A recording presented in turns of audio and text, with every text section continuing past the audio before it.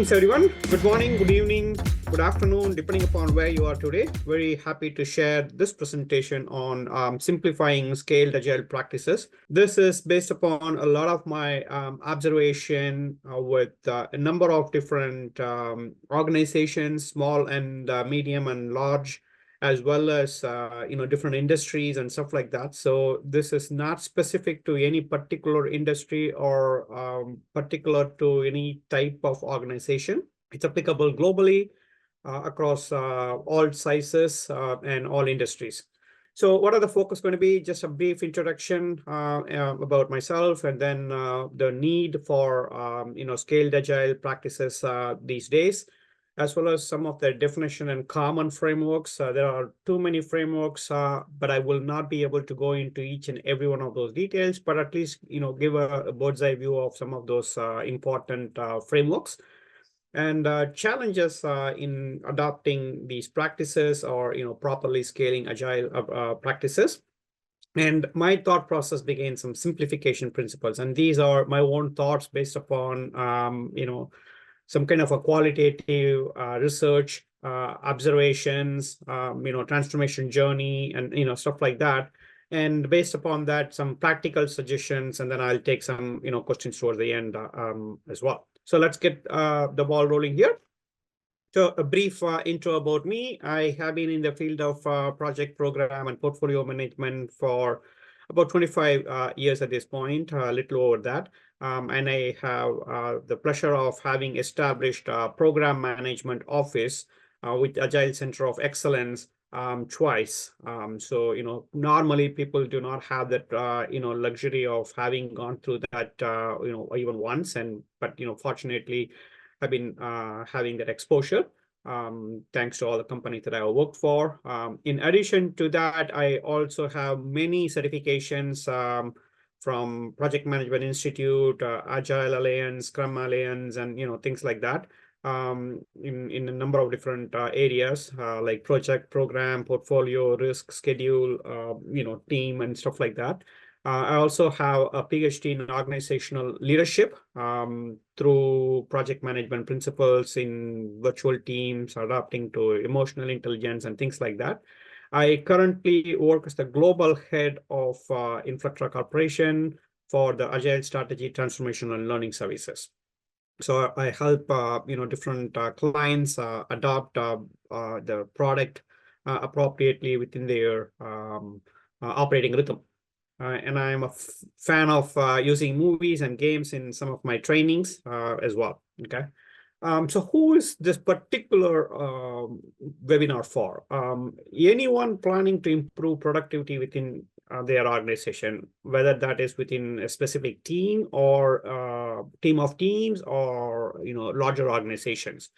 The goal here is not necessarily to manage, but to lead. There is a whole difference between management and leadership, but my thought process is to actually sow the seeds of how to think differently so that we are able to move forward in that angle. What are some of the takeaways? Basically, some simplification principles that I have come up with that can help even in the simple short-term needs, as well as the systemic big picture thinking as well.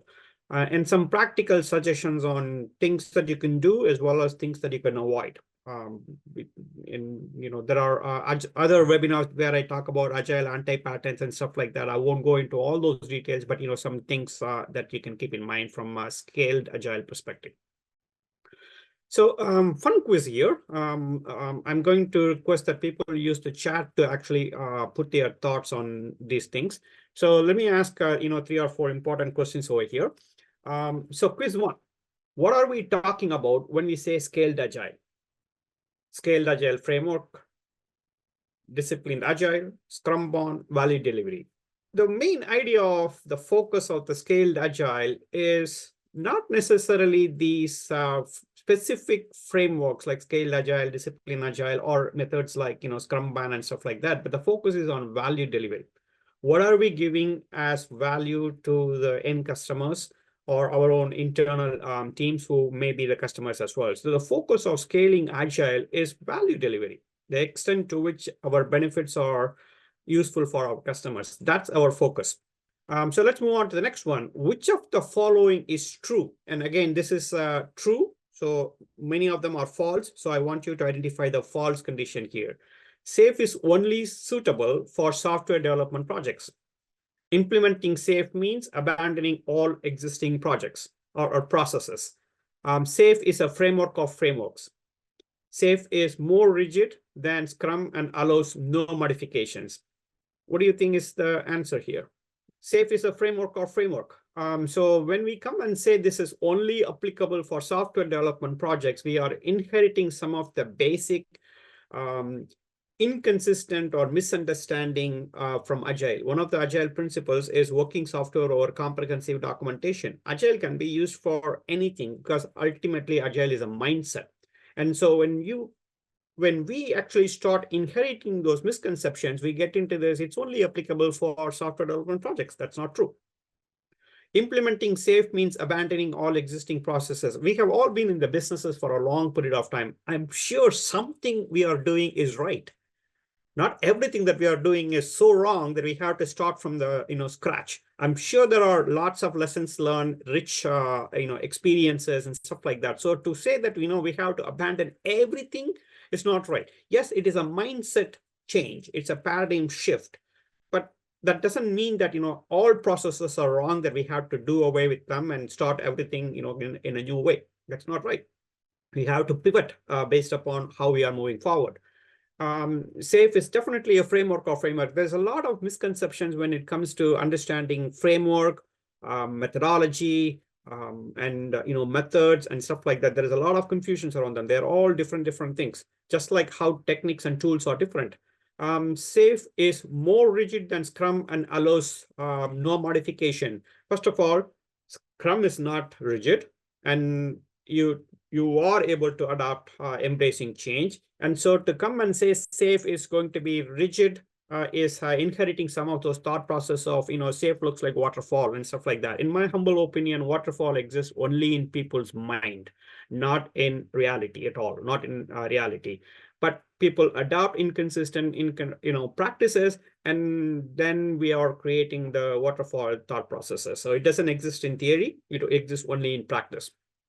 So that's the thought process. Quiz 3, Disciplined Agile claims to be, which one of the is right? A is toolkit, B is method, C is methodology, and D is framework. So let's look at this. The answer is toolkit. When you look at framework is very generalistic. How do you, cook up pasta? That's how framework is going to be. But when it comes to methodology, how people have taken that framework and adopted it within their organization. So, one organization like, Pizza Hut may be making pizza in a different way compared to, Domino's. That will be making pizza in a different way. One is not inconsistent with the other, but each have adopted the framework of what works for them within their own organizations, within their own resource constraints, stakeholders that they need to work with, different regulations that they have to adhere to and stuff like that. So then they're making it a methodology. So there is a difference between framework and methodology. I always ask people, is Agile a framework or a methodology? If you are talking about Agile practice in my company, it is a methodology. If you talk about Agile as a generic set of principles, it's a framework. So is project management, so is Agile, so is Scrum, and all those things. But method is different. Method is within the same methodology, different people may be organizing themselves within the same company. So it's not like, we are going to use this way for everything that we are doing, but, maybe team A will be doing it in one particular way. Team B will be doing it in a little different way. That's when Kanban and these kinds of methods come up. Kanban is something that you can add to an existing process or existing methodology. That's why we call Scrumban. You don't want to say Kanban alone. You can actually include the concepts of Kanban within Scrum and say, you can say Scrumban. So you can either apply it all by itself, or you can actually apply it with other methodologies that you are adopting as well. But when it comes to toolkit, this is a list of all the different things that many industries have found to be helpful, not from a framework perspective, but you can actually lift and shift and start working on it within your own company. You still have to make some refinements, but that's the toolkit. It gives you all the different things, like a list of tools that are available in your toolbox. You pick the right one depending upon the product or project or problem that you are trying to solve. That's the difference between that. So disciplined agile is a lot different from scaled agile framework, SAFe, because one is a framework, one is a toolkit. The next one is, which of the following is not common among all approaches? Now, this is not common, so you'll have to pick something that is not necessarily standing out to be the right answer right away. Risk management, time boxing, self-organization, and cross-functional skills. One of the important things that we are still missing is that time boxing is the most important thing that is not common. So remember the example I gave you, Kanban, right? When you take a look at Kanban, Kanban is under the lean principle, where if I have time, I will pick up the next thing right away. There is no, oh, we have a 2-week sprint, we have a 1-week sprint, this is a phased release, and all the team members have to work on this and agree. There is no such thing. If the next ticket, if I am done with my work and I have capacity available, I will pick up the next ticket that others may need help with, or if others don't need any of my help, I'll go and pick up the next prioritized item from the backlog and start working on this. We are not going to come and say, we will wait until the end of next Friday because this is our sprint approach, and we will pick up the next one the following 2 weeks. And customers are not going to wait. Our clients are not going to wait, right? That's not the right thing at all, time box. But because we are using all these sustainable pace, 2-week sprints and iterations and all those things, we are coming back to the misunderstanding of what Agile is trying to promote, and focusing on time. That's not correct. The important thing is risk management. What is important here? Risk management is constant. This is the reason why we call the backlog as risk-adjusted prioritized product backlog, not just simple product backlog, risk-adjusted prioritized product backlog. Self-organization, the team should be able to swarm. Which is important, which is not important, how would we accomplish this? And this is the reason why the project management role has been actually absorbed by the team. So expectation is that everybody should be able to think like a project manager. If that's not the case, they are looking up to somebody to say, please help me prioritize, please help me figure out how to do it and stuff like that. And that's not demonstrating self-organization. And the reason why self-organization is not getting demonstrated is because they are lacking the cross-functional skills. So all these things are more important, and across all of them. If priority does not exist in a Kanban method, you cannot pick the right one. If priority does not exist in Scrum, you cannot pick the right one. If cross-functional skills and self-organizations are not going to be there, the Scrum or Agile iterations do not deliver value. We just wasted 2 weeks of our time, and at the end of it, what is the value that we are shipping the customer or potentially shipping it to our internal teams? It's not there. So these are important things that we need to keep in mind, that we forget and we don't understand completely. As a result of this, we continue to sow the seeds of failure, not necessarily success. And this is where I was trying to come back and say, when it comes to scaling agile practices, I really want to make sure that we get back to the basics.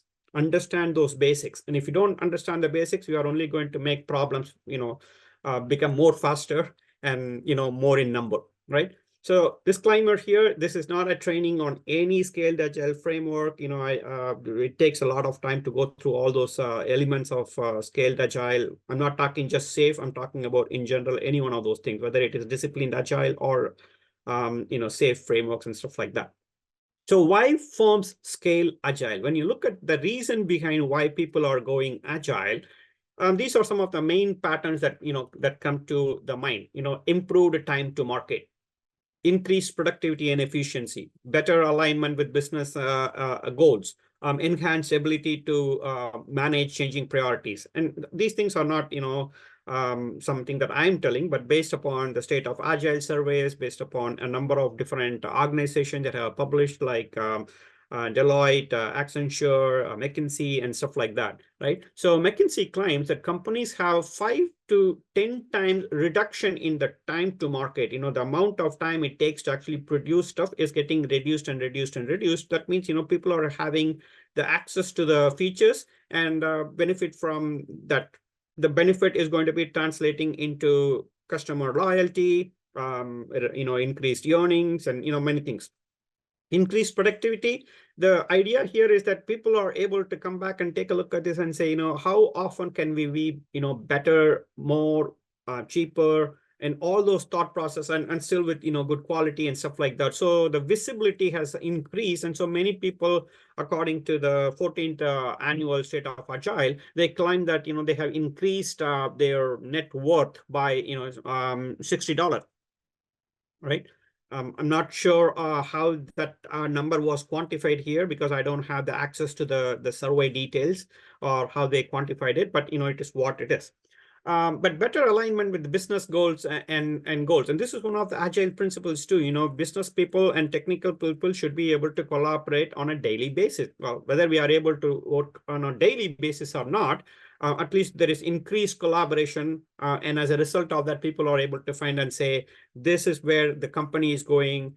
This is the organizational strategy. This is the product strategy. And as a result of that, what are some of the team strategies and stuff like that? There seems to be a little bit of a symbiosis here in terms of the dependency management, risk management, and stuff like that. Whenever I say dependency, it is risk management again. Enhanced ability to manage changing priorities. As a result of the market that is constantly shifting its dynamics, which is more and more happening these days with technologies that are coming into the market space at this point. So there seems to be more ability to come pick up these trends and then go back and say, what are the things that we should be doing? How do we reprioritize and stuff like this? And this elevates from project management thinking to the program and portfolio level thinking. And without that program and portfolio level thinking, where you are looking at benefits, where you are looking at operations, things don't just materialize at the end of the day, right? So these are the reasons why people are claiming that we need to scale agile. Whatever is working in one particular team, we need to actually scale it across the entire organization or multiple teams. When you take a look at the reasons behind how business agility, I'm not talking about team level agility. I'm not talking about basic agility here. I'm talking about business agility, the reason why business exists and why they actually have to have the agility in them, right? When you take a look at that, the business agility is defined according to scaled agile framework, which is SAFe. Business agility is the ability to compete and thrive in the digital age by quickly responding to market changes and emerging opportunities with innovative, digitally enabled business solution. Well, that seems to be like a big mouthful for me, a lot of information. So as a framework, it tries to bring everything and tries to, please everybody. My whole thought process is if you're going to do everything everybody is asking, then you're not going to be doing anything that, you will be doing, right? So when you take a look at the disciplined agile, which is another approach, business agility is the ability to quickly realize value predictably, sustainably, and with high quality. To me, that seems like a reasonable good definitions. But when you look at the actual patterns that emerge from all these things, you will see things that are constantly coming up right over there. And those are ability, emerging, market, and innovative. And when you apply that with the discipline agile frameworks, you will see some similarities as well. These are the keywords that we really need to focus on: ability, value, predictably, sustainably, and quality. Now, that's a big loaded information here. What is considered ability? What is considered value? What is predictable means? What is sustainable mean? And what does quality mean to you? If these things are not truly understood, what we are trying to do is not necessarily, delivering what customers need, but delivering what we thought we can do in our, 2 weeks of time. And that's not necessarily agile. Now, if we don't do that right, forget about all the different, specific commercial frameworks, you're going to actually start looking at things that are incorrect. And when we adopt a specific tool, then we will not understand how to apply these concepts in the tool, and we will sow the seeds of friction and frustration. right? So let's take a look at value streams. Now, when you take a look at value, this is another thing that Agile people keep constantly talking about, especially in the context of scaled Agile, but that people do not understand it in full streams, okay? Now, when you take a look at this, we have a market study. From the market study, we are doing a product, idea, and then we try to develop the product, and then we actually, market all about it in our targeted markets. Good, looks like a common thing to me. But when you take it, will that work? Product management has to come in, which means how do I do product support? How do I do, market study? What are the things that people are doing? When you say voice of customer and stuff like that, this is more important. This is one of the reasons why the Scrum Master or Agile coach role is called voice of common sense. Project manager is that exact thought process. But when you don't have the right project manager and you promote that person to be a Scrum Master in an Agile setting without all these capabilities in mind, then they're not managing the product, or they're not supporting the product owner to actually do these things. And we create more problems by saying, oh, here is a technical product owner and here is a commercial product owner. And now we have created divisions of thought processes again. And the customer support, what does the customer say? And it's not just help desk, all those information, the insights that you are generating from all those areas. What are some of the things that we have to do? So it's a closed circle, right? And when you take this to the next level, now we are looking at program and portfolio management, where we are looking at strategic outcomes. We are talking about benefits, the whole benefit life cycle, how to balance risks accordingly among all these initiatives, and many, many things are coming into play. So where does value apply over here? But before you take a look at the value, this is how people come back and say, oh, we have a development value stream that is going to be across all the different teams. Somehow we are going to come and say, you are all Agile, you know it, and just, make things happen.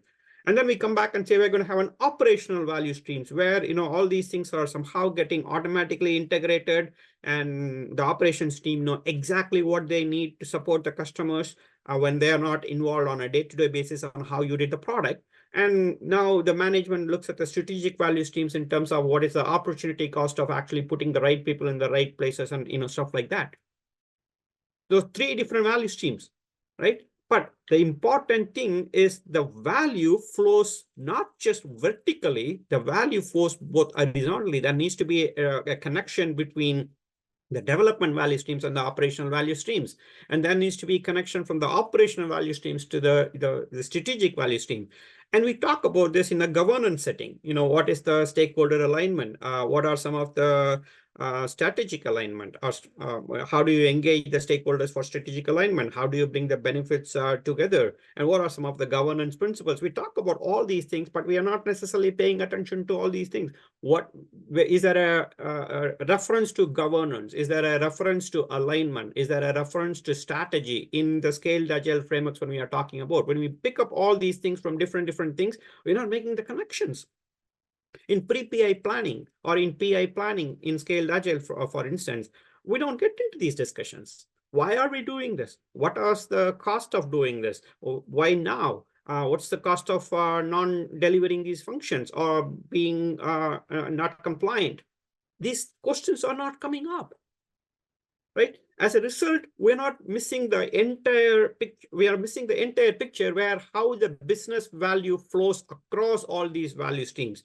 So we try to focus on value streams when we are getting trained on scaled agile frameworks, but that differs from value,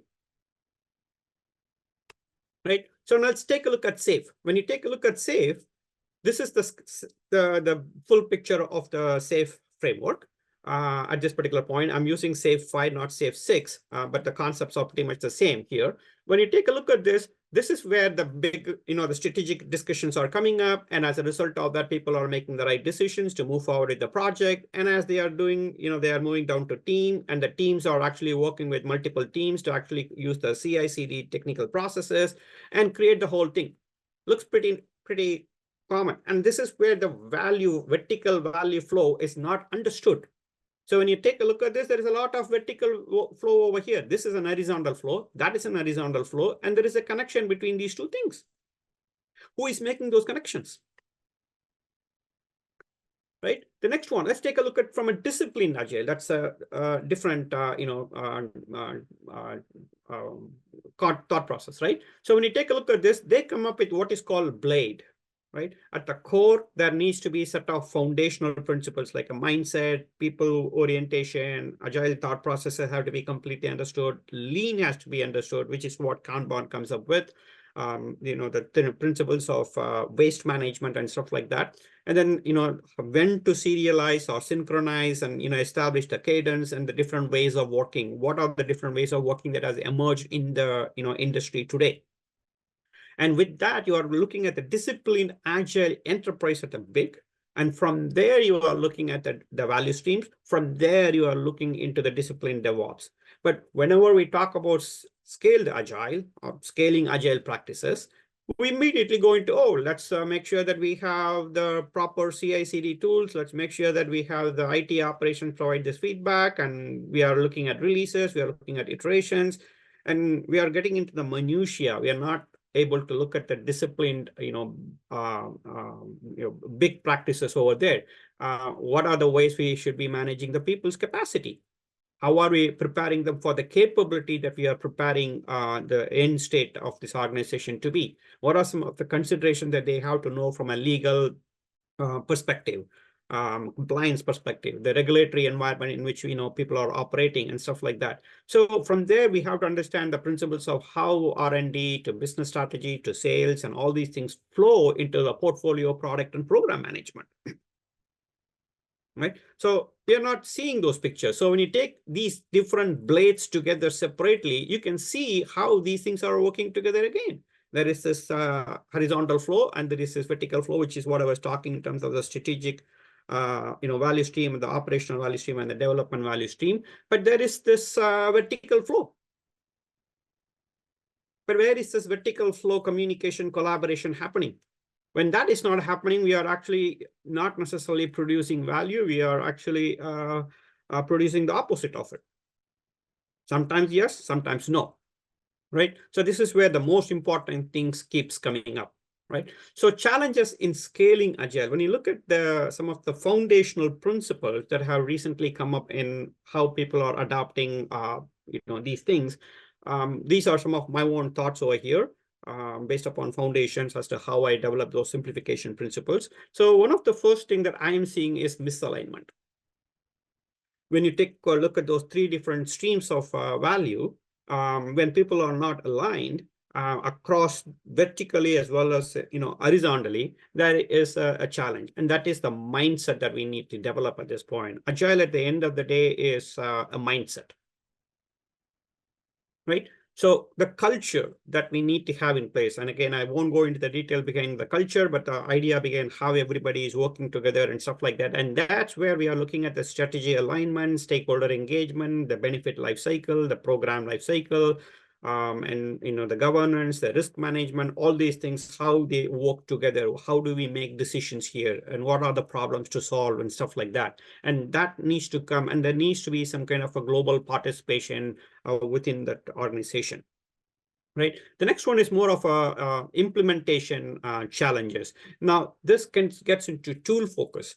I recall one of the company that I was working with. They basically mentioned like, we are making good strides in our agile journey. We have installed this tool. I won't name the tool. We have installed this tool, so we should be agile. A tool doesn't make anyone agile. A technique does not make anyone agile. But we need to actually change our name of the game so that we are able to adopt. At the end of the day, what are we delivering?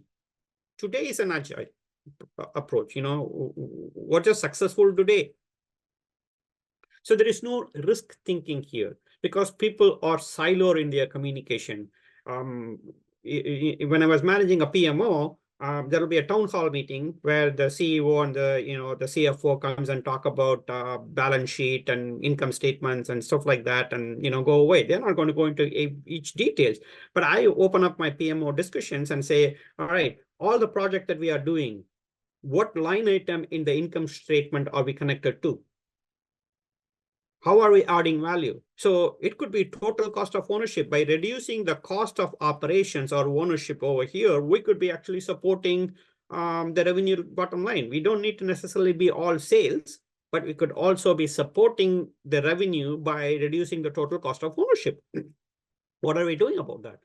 In what way we are supporting? That thought process never existed. So I used to promote the thinking of risk management thinking here. The next one is leadership. Now leadership is big picture. Why are we doing? What are we doing? Why are we going there? What are we planning to give up in order to get there? How do we know that we have arrived there? So these are thought processes that needs to happen in us, and we need to promote the thinking process. This is the reason why we are not going to go attend a Scrum Master training for 2 days and come back say, oh, I'm a Scrum Master, I know everything about Scrum. At the end of the 2 days of training of doing Scrum, all you know is how to spell Scrum. That is my thought process. There is a lot more to this. We need to actually groom ourselves into many of those areas. But we are focusing on quick fixes. What do we have to do today to get this problem run away? We're not talking about the whole problem. We are only talking about the symptom, right? We have to demonstrate leadership. We meaning when I say leadership, again, I'm not talking about the senior executives or, the managers and directors. And, that's not what I'm talking about. Leadership in all of us, whether it's a new person who joined the company or whether it is the senior most person with the highest title. Doesn't matter. Leadership belongs to everybody. Demonstrate that. Then the amount of training, no quality training. I see Google project managers, okay, great. Just because you did that in LinkedIn or some lynda.com, it doesn't make you a project manager. Where is that?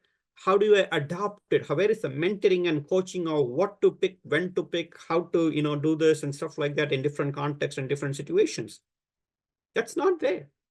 In fact, that is what is training is, not attending a 2-day training class or a 5-day workshop. That prepares you to think you differently. But what happens after that is what is the training is. And I always ask, how many mentors and coaches do you have in your RACI, personal RACI as you? If that's not the case, then we are not focusing on how to make ourselves better through guided continuous improvement, and how will we be able to actually support our teams and support our organizations, right? And the next one is rigidity. This won't work. We have seen this. We have tried this. We either do everything the way I am asking you to do, or you do nothing. To me, Agile is more like a pure oxygen. You cannot breathe it because at the end of the day, it's a framework. How you cook pizza is based upon, specific guideline considerations, constraints that you have within your own home, right? So these are all misconceptions here, and this rigidity is what is showing the problems here. And the process ignorance. And this is where, we come back and say, oh, Agile says individuals and interactions over processes and tools. Cool. We have a meeting, we talked about it. What are the action items? There is none. Well, we had great interactions.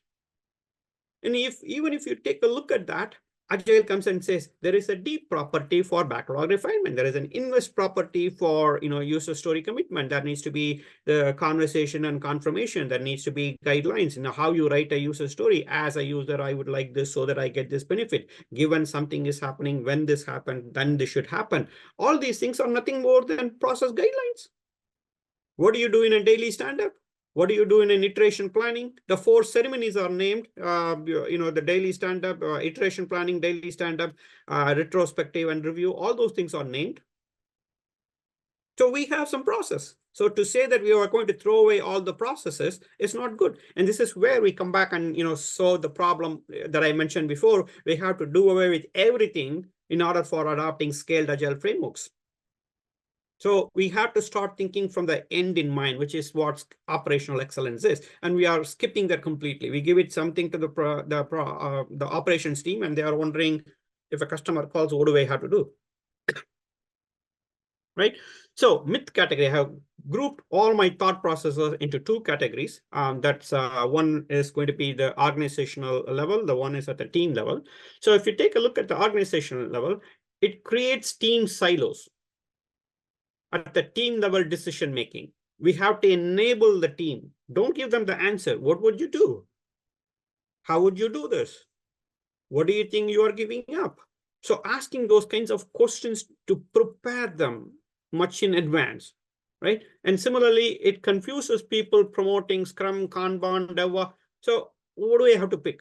People don't understand why these things exist.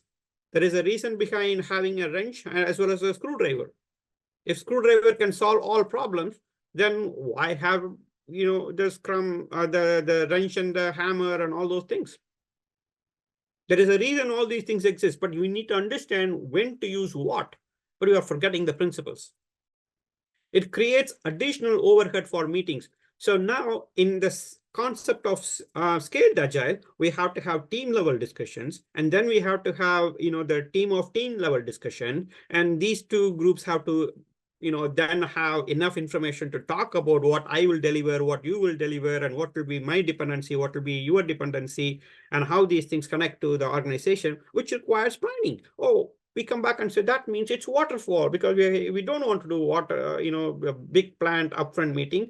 But the company does not go to a specific targeted market or a new product without doing all this market research. Let's just go do whatever we want. It doesn't work that way. So we need to have that level of cadence and synchronization already properly established. And this is where the governance meetings, all those things come into play. And it increases more cost with additional resources. When other members are actually coming and talking about all these things, there is going to be additional cost. I call this a cost of a meeting. If 8 people are spending 1 hour of their time in a 1 hour meeting, we have just blown 8 hours in that 1 hour. Should all those people be present? What's the value add? What's the actionable outcomes that we will come out with? So these thought processes are dropped in terms of having the ceremony just in place. Oh, we are going to have a PI plan. We are going to have a pre-PI planning. We're going to have a daily stand-up. So we come up with all these things, and we don't necessarily practice what is expected of us to be able to demonstrate value add. So if I come back and start paralleling these things, they are designed to be customizable for small, medium, and large organizations. That means you are expecting people to demonstrate that leadership for them. In small teams and medium organizations, maybe they will be wearing multiple hats. We cannot come and say, oh, Agile comes and says, this, so we have to have, a dedicated Scrum Master. Well, how do you fill the dedicated Scrum Master's, day? Team thinking is big picture thinking. The team should not be thinking the techniques and the tools that I have to actually develop what I need to develop today, but they should be thinking, what is the value of what I'm working on this week, this month, towards the company's objectives? How do I align myself? So when you take a look at some of these tools that are like balance scorecard and things like that, they are focusing on those things. But where do we talk about balance scorecard in any of the scaled agile thinking? They can be implemented incrementally in the organization. We don't need to come and say we are going to go scaled agile, so we're going to drop everything and all teams have to now do completely differently. Our customers don't care whether we are using agile or scaled agile or waterfall or anything like that. What they care is that are you giving value at the promised time that you said you will, of good quality. So we cannot wait. If we do, then the market is going to go to a competitor. The next one is they transform the middle management role to think both vertically and horizontally. So no longer can we come and say, you go attend this 1-day training or a 2-day training or attend something from, all these, MOOC, platforms and expect to do something differently. You need to mentor and coach them to think vertically and horizontally. Right? So those are thought processes that I have seen as organizational impediments that do not necessarily translate into how we can scale. The next one is at the team level. Scaling agile is complex and takes a lot of time. And to a large extent, these are some of the issues with this commercial, approaches of, scaled agile framework like SAFe and Disciplined Agile, DAD, and, LESS and Nexus and, many other things. They come and say certain things, but there's no guidance. And of course, the guidance is in the form of consultants and in the form of people that actually will take a look at the transformation journey and do the work and stuff like that. But when you take a look at this big roadmap and say, well, this is what we have to do, people will feel like it is very complex. It's a framework. That means it's not going to be prescriptive, but people take that and say, we have to do everything here one by one. So we are practicing waterfall thinking. A toolkit requires one to be adept, very skilled. When do you use a hammer versus a wrench versus a screwdriver? I'm using these as an examples over here, but you can see, when can I use a FMEA? When can I use a GAMP approach? When can I use this risk management framework versus that management framework? When should I use quantitative assessment versus a qualitative assessment? When should I use an ordinal scale versus a nominal scale, or an interval scale, or a ratio scales? All these things differ. When should I adopt AI? To what extent I should adopt AI? All these things are more like guided continuous improvement processes. And the middle management is now becoming more cross-functional.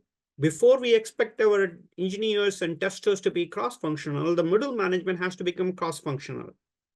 If we don't, we walk the talk, right? It promotes a decentralized decision-making. In other words, we have to give decision-making to those individuals to an extent where it is not going to be impacting the company, on a larger scale, what the bigger enterprise level risks may be. But make them actually own the fruits of their decision making. And this is another reasons why I say, let people fail forward. Agile is not talking about fail fast. I don't know who said this, but people have been continuously using this fail fast, but Agile is not talking about fail fast. It's about fail forward. How do you promote people to learn from their mistakes as well as successes, not only from them, but also from others? That's the reason why it focuses both on efficiency and effectiveness. Efficiency is doing things right.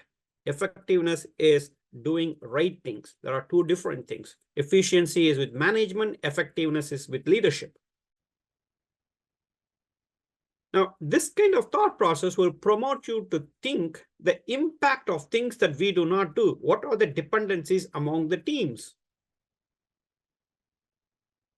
How is that promoting transparency, auditability, and things like that? So we need to bring those interdependencies, understand them so that we are able to do this. In other words, what we are trying to do is we are not going to come back and say, I delivered it, now you cannot sustain it. It's not my problem, it's your problem. It's our problem. Now, it relieves capacity for the team so that they are able to think quality in the long run.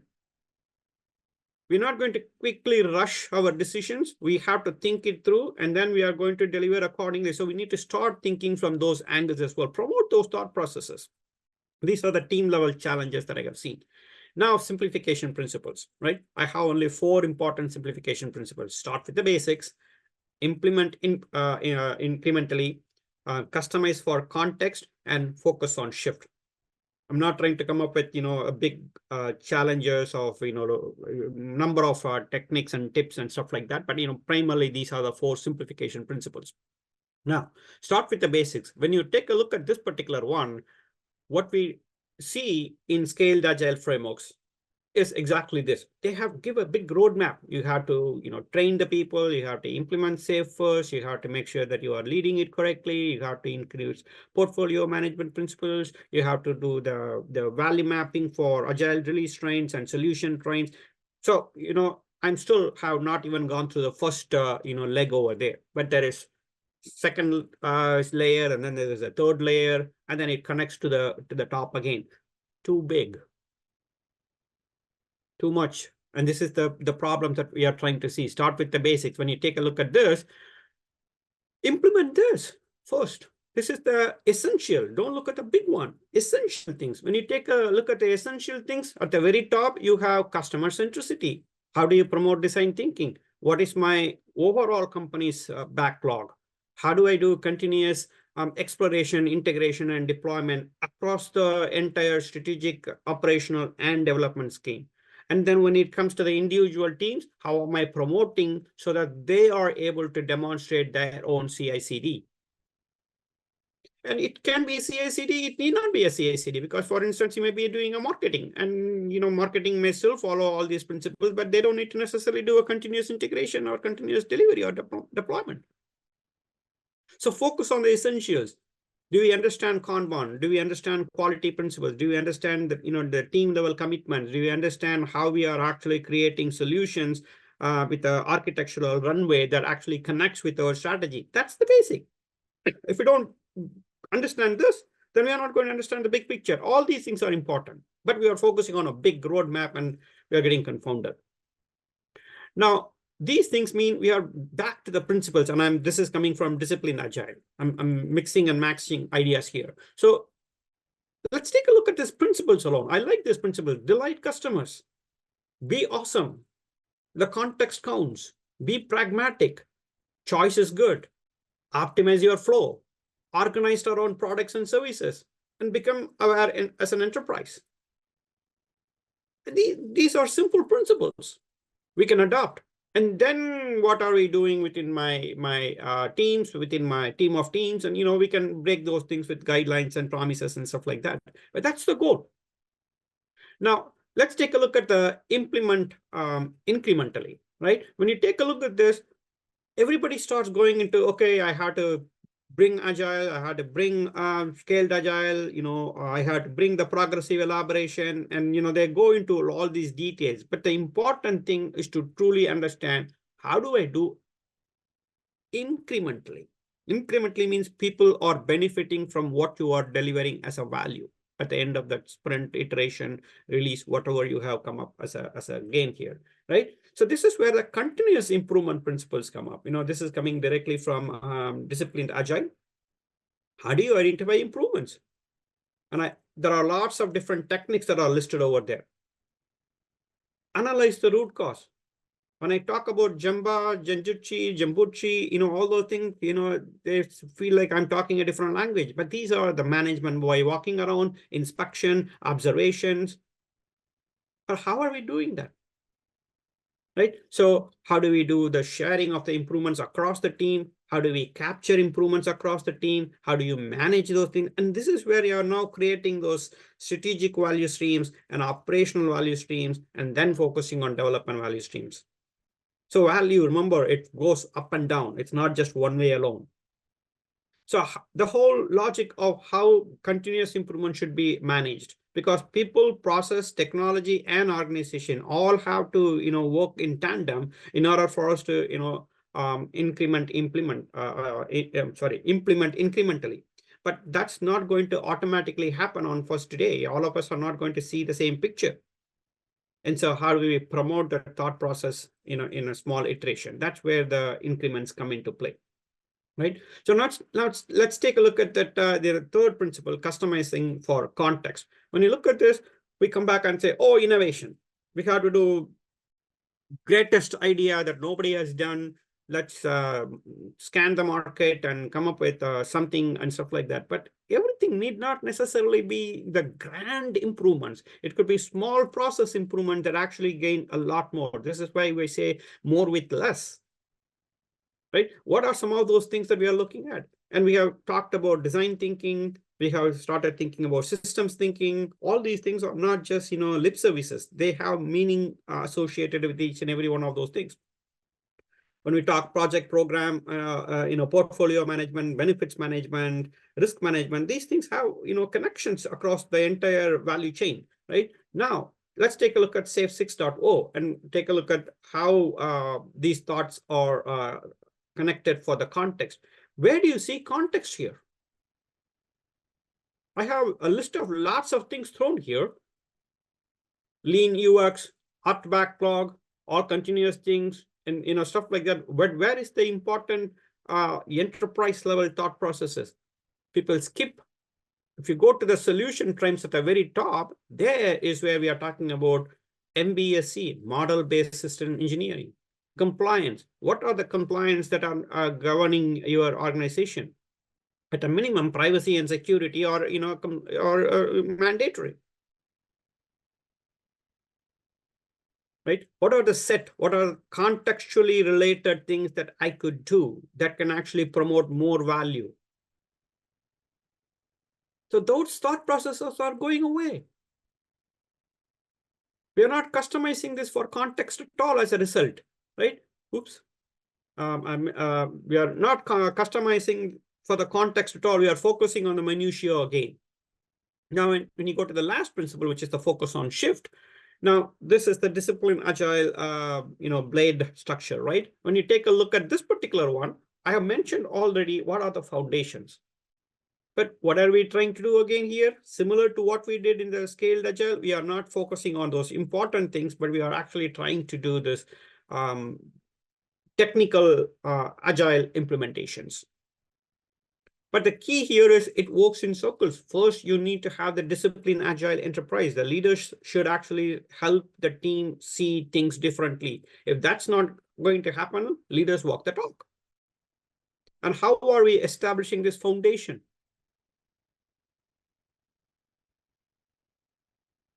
Right?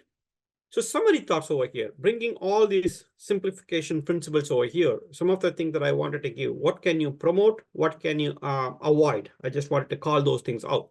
So regularly, keyword, if I picked all these keywords very, very selectively. Regularly review and refine processes. Because processes is the means by which products, services, results are getting delivered. Products are the important deliverable as part of project management. And project management feeds into program and portfolio management. So it doesn't matter whether you are looking at it from traditional plan-driven approaches or adaptive change-driven approaches. You have to focus on processes. But how do you focus on the processes? Regularly. What is your regular cadence? In Agile, we come and say we have to have a retrospective. But does project management ever come and say, hold your lessons learned until the end of the project, which can be 3 months or could be 3 years? No, lessons are learned every day. What did we learn today? What are we going to do about what we learned today?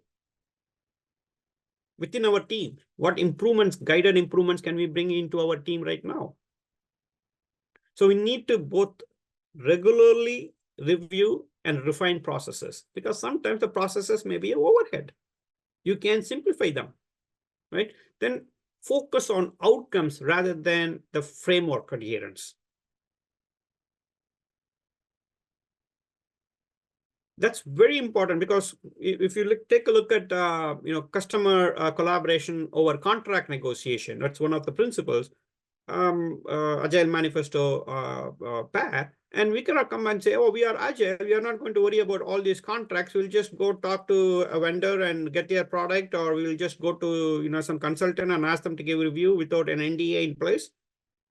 That's not going to work. Right? So we have to start looking at the outcomes. Outcomes provide outputs, provide outcomes, outcome provide capabilities, capabilities provide benefits, benefits provide value. So if you don't understand that equation, we are focusing on whatever we want to do. Invest in training and coaching. When I mean training and coaching, I'm not asking about time being spent on a 2-day workshop and coming out. At the end of the 2-day workshop, what are you going to do differently? I need an action plan. What are you going to implement? I need an action plan. And we need to have, organizational mentors that are available, as well as, mentors outside. And embrace continuous improvement. Even in agile practices, I always come back and say 80-20 rule, 80% focus on, the user stories that you need to do for your, for your product and stuff like that. But, reserve some 20% of the time towards what can I do differently? This is when we talk about refactoring, technical debt management, additional training, process improvements. What can I do, more, better, cheaper, faster, and still of, good quality and be happier? So from a discipline agile standpoint, I give you a lot of different guided improvement techniques. Now, overcomplicating the process. We take a look at this big roadmap.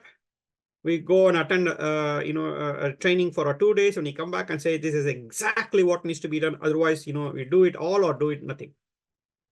That's overcomplicating the process. If you have 10 steps in your workflow, probably you are thinking too much. I've seen this in Kanban. Well, people will have, so many different, queues. Almost to the extent that, you need 2-3 different boards to actually move this from one end to the other end. When it's done.